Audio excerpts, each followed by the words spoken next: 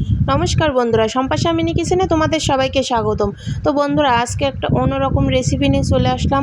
প্রত্যেক দিন তো আমরা তেল মশলা ঝাল অনেকটা বেশি বেশি দিয়ে রান্না করি, তো প্রত্যেক দিন কিন্তু আমাদের শরীরের পক্ষে মশলা ঠিক না। তো আজকে একদম সিম্পলভাবে মশলা ছাড়া ইলিশ মাছ দিয়ে কচুরমুখী রান্না করে তোমাদের সাথে শেয়ার করলাম। তো দেখো, রেসিপিটা দেখলে তোমাদেরও অনেকটা ভালো লাগবে। তো রেসিপিটা দেখার অনুরোধ রইল। তো দেখো, প্রথমে কড়াইতে তেল দিছি, সরষের তেল দিয়ে আজকে রান্নাটা করব। তো সরষের তেল আমি এখানে গরম করে নিয়েছি। এখন দেখো, মাছে লবণ হলুদ মাখায় রাখছিলাম, তো মাছটা এখন তেলের ভিতরে দিয়ে নিচ্ছি। তো প্রথমে আমি এখানে 4টা মাথা ভেজে নিচ্ছি। তো দেখো, তো মাথা তো এক পিঠ ভাজা হয়ে গেছে, তো উল্টে নিচ্ছি। তো এভাবে কিন্তু উল্টে আমি কিন্তু হালকা ভাজবো, বেশি কিন্তু কড়া করে এখানে ইলিশ মাছগুলো ভাজবো না। তাইলে কিন্তু ইলিশ মাছের যে একটা ফ্লেভার বা যে স্বাদটা, সেটা কিন্তু বেশি ভাজলে কিন্তু সেই ইলিশ মাছে থাকে না। তো এই জন্য আমি হালকা করে ভেজে নিচ্ছি। তো দেখো, এরকম করে ভেজে নিয়েছি। এখন মাছগুলোকে আমি তুলে নেব। তো একদম হালকা করেই মাছগুলো কিন্তু আমি এখানে ভেজে নিছি। তো এইভাবে ভেজে নেওয়া হয়ে গেছে। এখন এক এক করে মাছগুলো আমি সব তুলে নিচ্ছি। তো দেখলে তো বুঝতে পারছো কতটা হালকা করে আমি এখানে মাছগুলো ভাজছি। তো যাই হোক, মাছগুলো ভাজা হয়ে গেছে। এখন মাছগুলোকে আমি তুলে নিলাম। তো এই তেলে যে বাকি মাছগুলো ছিল সেগুলোকেও কিন্তু আমি ভেজে নেব। তো দেখো, বাকি যে মাছগুলো ছিল সেগুলোকে এখন কড়াইয়ের ভিতরে তেলের ভিতরে ছেড়ে নিচ্ছি। তো দেখো, এখানে ছোট ছোট করে পিস করে কাটা হয়েছিল মাছগুলো। তো মাছগুলো এখন আমি তেলের ভিতরে দিয়ে এগুলোকেও আমি হালকাভাবে ভেজে নেব, বেশি কিন্তু কড়া ভাজবো না। তো সবগুলো মাছ কিন্তু আমি কড়ার ভিতরে দিয়ে নিছি। এখন আমি একটু উল্টে পাল্টে মাছগুলোকে হালকা করে ভেজে নিচ্ছি। তো এভাবে কিন্তু মাছগুলো আমি ভেজে নিলাম এখানে। তো এখন এগুলোকেও আমি উঠাই নিছি। তো দেখো, উঠানো হয়ে গেছে। এখন এই তেলে আরও অল্প একটু তেল দেব।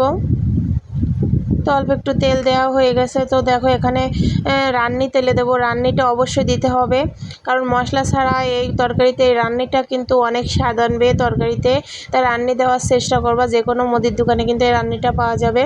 তো রান্নি দেওয়া হয়ে গেছে। তো হালকা ভেজে আমি এখন দিয়ে দিলাম পেঁয়াজ আর কাঁচা লঙ্কা। তো পেঁয়াজ আর কাঁচা লঙ্কাটা দিয়ে এখানে আমি এই লাল লাল করে পেঁয়াজটা ভেজে নিচ্ছি। দেখো, এখন পেঁয়াজ আর কাঁচা লঙ্কাটা লাল লাল করে ভেজে নেব এখানে।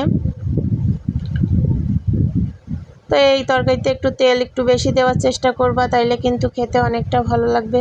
আর সরষের তেলে রান্না তরকারি কিন্তু অনেক মজা হয়। তো যাই হোক, দেখো, আগে থেকে কচুরমুখিগুলো আমি সিদ্ধ করে বেছে রেখে দিয়েছিলাম। তো এভাবে রান্নাও কিন্তু হবে, আবার কুটিয়ে রান্না করলেও কিন্তু হবে, সমস্যা নাই। তো যাই হোক, এখন তরকারিগুলোকে আমি ভালো করে মশলার সাথে ভালো করে নেড়ে ছেড়ে নিচ্ছি এখানে। তো দেখো, শুধু রান্নি ফোড়ন দিয়ে আর পেঁয়াজ আর কাঁচা লঙ্কা দিয়ে যে এত সুন্দর তরকারি রান্না করা যায়, আর ইলিশ মাছ যে তরকারিতেই দিবা না কেন তার স্বাদ কিন্তু অন্যরকমই হয়। তো দেখো, এইভাবে কিন্তু ভালো করে নাড়াচাড়া করে এখানে হলুদ আর লবণ দিয়ে দিতে হবে। তো আজকের মশলা শুধু এইগুলোই, আর কিন্তু কোনো মশলা লাগবে না। তো পারলে তোমরা এখানে ঝালের গুঁড়োও দিতে চাও, কিন্তু আমি আর ঝালের গুঁড়ো দিলাম না। তো ঝালের গুঁড়ো কিন্তু একটা কড়া মশলা, তো রোজ খাওয়া কিন্তু ঠিক না আমাদের শরীরের পক্ষে। তো যাই হোক, এখন ভালো করে আমি এখন মশলাটা পেঁয়াজের সাথে ভালো করে কচুরমুখিটা কষিয়ে নিচ্ছি এখানে। তো দেখতে পাচ্ছ, মনে হচ্ছে কত রকমের মশলা দিয়ে, কিন্তু আমি কিন্তু আর বাড়তি কোনো মশলা এখানে অ্যাড করি নাই। তো এখন ভালো করে তেলের ভিতরে নাড়াচাড়া করে নিচ্ছি। তো এরকম পাতলা ঝোল মাঝে সাঝে মশলা ছাড়া খেতে কিন্তু আমাদের অনেক ভালো লাগে মুখে।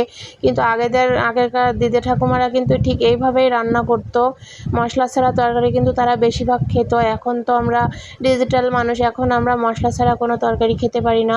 কিন্তু বন্ধুরা, মাঝে সাঝে একবার হলেও এরকম করে রান্না করে খেয়ে দেখো, তোমাদের কিন্তু অনেকটা ভালো লাগবে। তো যাই হোক, দেখো, আমি তরকারিতে এখন ঝোলের জন্য কষানো হয়ে গেছে। তো এখন ঝোলের জন্য পরিমাণ মতো জল অ্যাড করে নিচ্ছি। তো এখানে ঝোলের জন্য পরিমাণ মতো জল অ্যাড করে নিলাম। তো এখন ঝোল ফুটে ওঠা পর্যন্ত অপেক্ষা করব এখানে 5 মিনিট।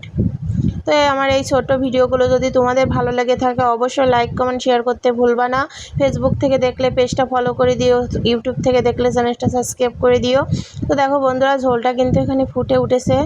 তো এভাবে ফুটে উঠেছে। তো এখন আমি এখানে ভাজা মাছগুলো কিন্তু দিয়ে দেব। তো ঝোলটা ভালো করে ফুটে উঠেছে। এখন যে মাছগুলো আমি ভেজে রাখছিলাম, তো ওগুলোকে এখন দিয়ে দিচ্ছি ঝোলের ভিতরে। তো এভাবে মাছ দেওয়ার পরে কিন্তু আমি 10-12 মিনিট এভাবে রান্না করে নেব। তো দেখো এরকম একটু পাতলা পাতলা ঝোল রাখলে আসলে খেতে কিন্তু অনেকটা ভালো লাগে। একদম আটো করে রান্না করলে আসলে হয় কি কসুরমুখিটা অতটা মানে ভালো লাগে, তা এটা একরকম স্বাদ, ওইটা কিন্তু আর একরকম স্বাদ। তো যাই হোক আমি আজকে মানে একদম পাতলা করে রান্না করলাম মশলা ছাড়া। তো এখানে দেখো বন্ধুরা আমার রান্না কিন্তু প্রায় কমপ্লিট হয়ে গেছে, এখন তরকারিটা আমি নামিয়ে নেব। তো জাস্ট তরকারিটার কালারটা দেখো কতটা সুন্দর হয়েছে। তো আমার এই ভিডিওগুলো যদি তোমাদের ভালো লাগে অবশ্যই লাইক কমেন্ট শেয়ার করতে ভুলবা না। আর সবাই ভিডিওটা দেখার পরে একবার হলেও বাড়িতে ট্রাই করে এরকম মশলা ছাড়া তরকারি খেয়ে দেখো, তোমাদেরও অনেক ভালো লাগবে। তো আজকে এই পর্যন্ত ভিডিও ছিল।